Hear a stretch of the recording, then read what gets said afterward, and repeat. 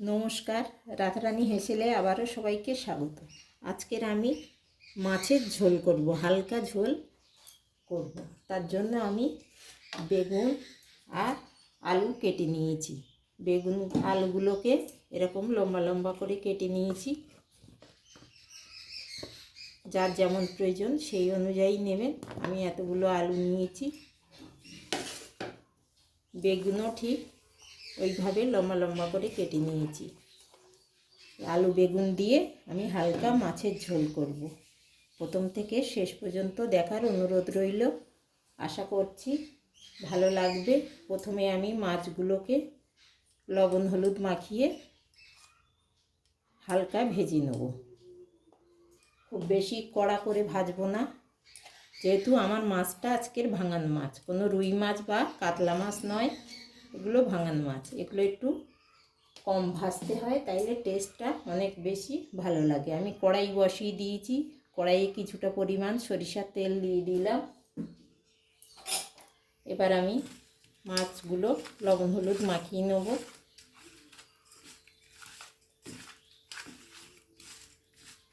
নিয়ে আমি কড়াইয়ে তেলটা গরম হোক, তারপরে মাছগুলো দেব। তেলটা আমার গরম হয়ে গেছে। এবার আমি মাছগুলো ভেজে নেব।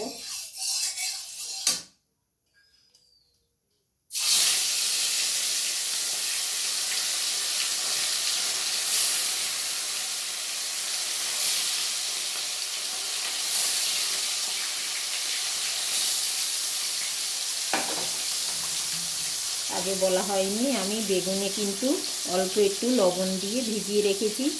এতে করে কি হয়, বেগুনের কালো ভাবটা আর আসে না। আর যাদের অ্যালার্জির সমস্যা আছে এটা হয় না।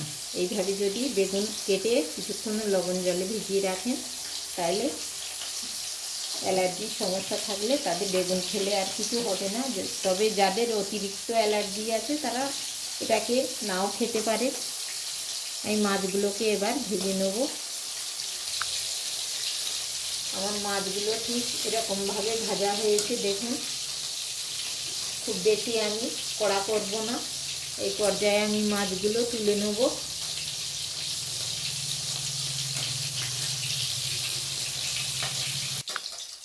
সমস্ত মাছগুলো আমার ভাজা হয়ে গেছে। আমি ওই তেলের মধ্যে এবার আলুগুলো ভেজে নেব।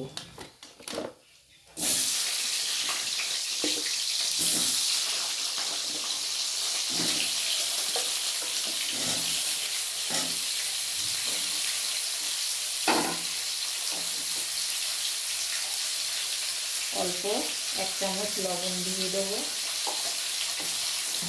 দিয়ে আলুগুলো আমি বেশ লাল করে ভেজে নেব।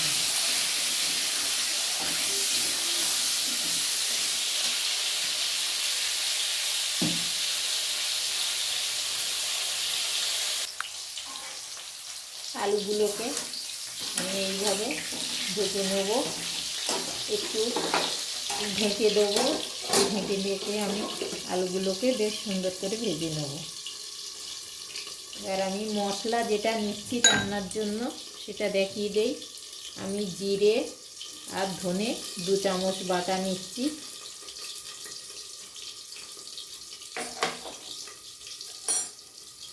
কিছুটা কাঁচা লঙ্কা বাটা নিচ্ছি। আমি এখানে শুকনো লঙ্কা ব্যবহার করব না, কাঁচা লঙ্কা বেটে নিয়েছি 2 চামচ নিলাম। অল্প একটু গোলমরিচের গুঁড়ো নিচ্ছি। সামান্য কাশ্মীরি লঙ্কার গুঁড়ো নিলাম কালারের জন্য।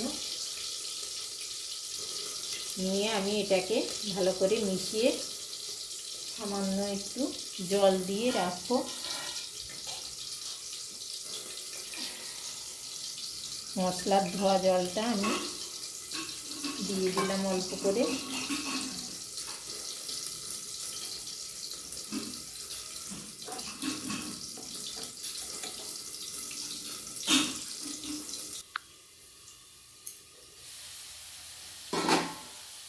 আলুগুলো আমার ভাজা হয়ে গেছে।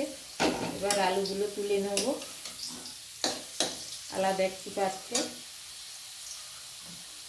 আমি মশলার মধ্যে অল্প একটু হলুদ গুঁড়োও দিয়ে দিচ্ছি পরিমাণ মতো।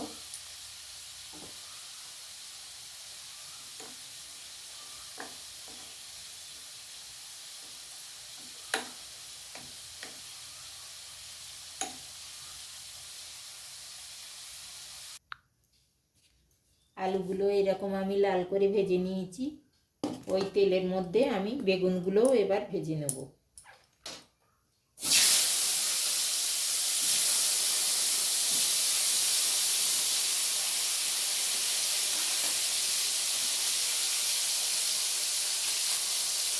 সামান্য একটু হলুদ দিয়ে দেবো বেগুনে,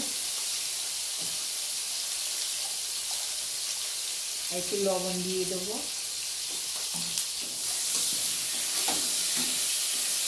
দিয়ে আমি বেগুনগুলো খুব ভালো করে ভেজে নেব। এভাবে একটু ঢেকে দেবো।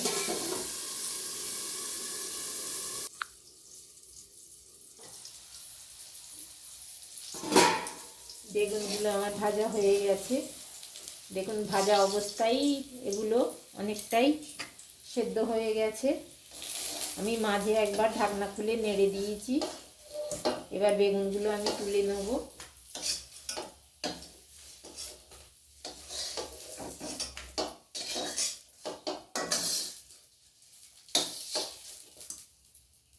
নিয়ে আমি আবারও একটু তেল দিয়ে দেবো কড়াই।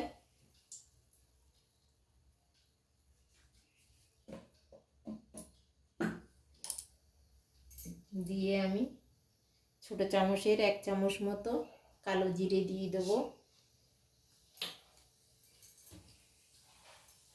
2টো চেরা কাঁচা লঙ্কা দিয়ে দেবো,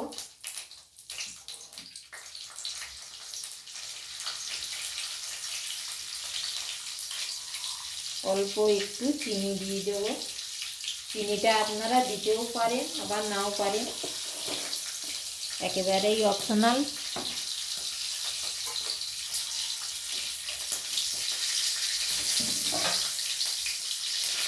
এবার আমি কিছুটা একটা মিডিয়াম সাইজের টমেটো কেটে রেখেছিলাম কুচি করে, ওটা দিয়ে দেবো।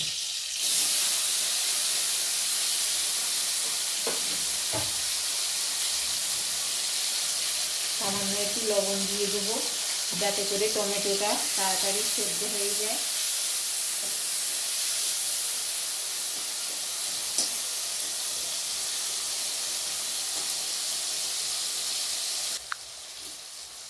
টমেটোটা আমার বেশ সেদ্ধ হয়ে গেছে।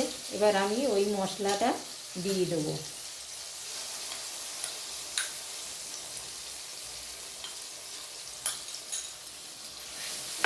দিয়ে আমি কিছুক্ষণ কষিয়ে নেব।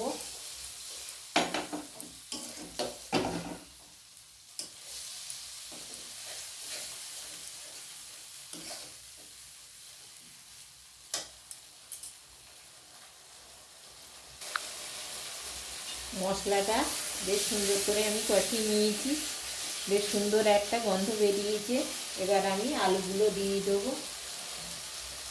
বেগুনগুলো কিন্তু এখন দেবো না, বেগুনগুলো পরে দেবো, যেহেতু বেগুনগুলো তো একরকম সেদ্ধই হয়ে গেছে। এগুলো এখন দিলে ঘেঁটে যাবে।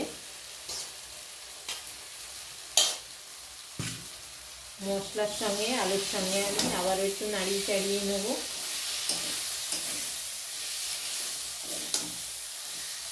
নিয়ে আমি এখানে গরম জল করে রেখেছি।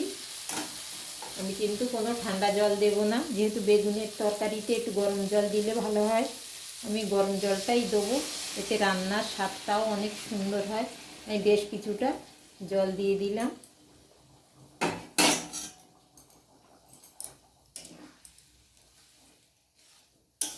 এবার আমি কিছুক্ষণ এটা ফুটতে দেবো,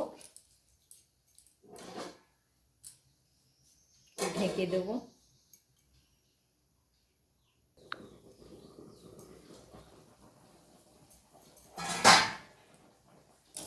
এইবার আমি বেগুন আর মাছগুলো দিয়ে দেবো। আলুটা দেখুন একেবারেই খুব সুন্দরভাবে সেদ্ধ হয়ে গেছে, কেটে যাচ্ছে।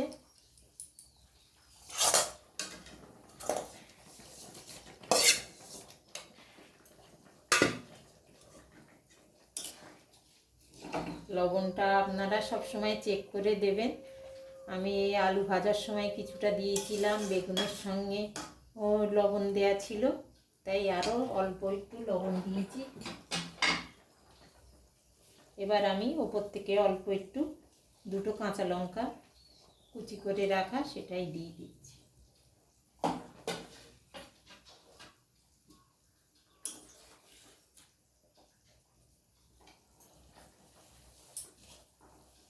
এবার আমি মাছগুলো দিয়ে দেবো।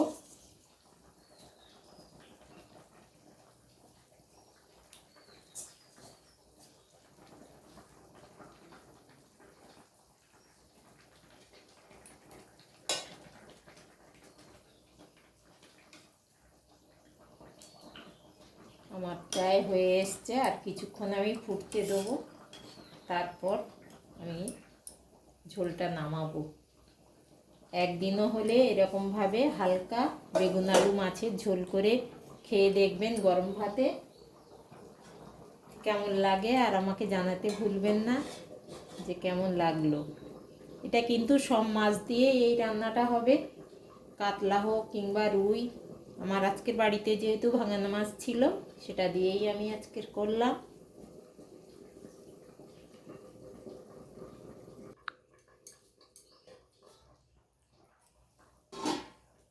রান্নাটা কিন্তু একেবারেই হয়ে গেছে। দেখুন বেগুন আলুগুলো খুব সুন্দর সেদ্ধ হয়ে গেছে। আমি কেটে দেখিয়ে দিচ্ছি।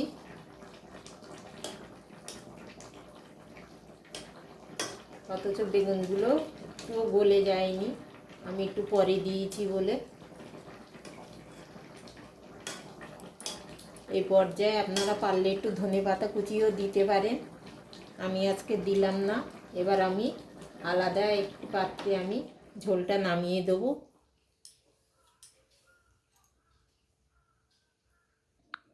দেখুন রান্নাটা দেখতেও যেমন সুন্দর লাগছে, খেতেও কিন্তু অপূর্ব হয়। এইভাবে করে একদিন খেয়ে দেখবেন, আশা করছি আপনাদের ভালো লাগবে। আজকের এই পর্যন্তই। সবাই সুস্থ থাকুন, ভালো থাকুন। দেখা হবে আবার পরের কোনো রান্নায়।